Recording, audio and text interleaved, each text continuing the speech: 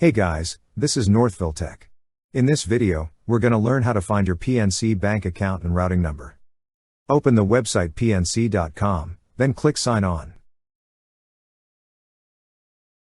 On the drop-down window, sign in with your user ID and password.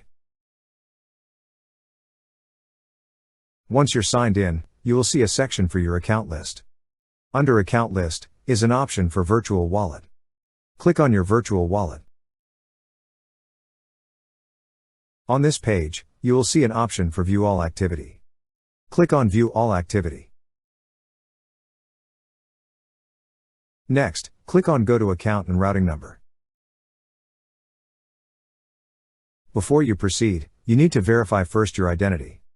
Select how you wish to receive the code, either via text message or via phone call. Then click on Send Passcode.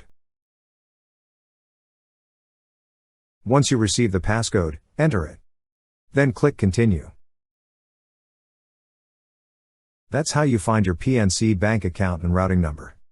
Thank you so much guys for watching, and if you have not yet subscribed to our YouTube channel, please subscribe to our YouTube channel as we create tech videos related to financial apps almost every day.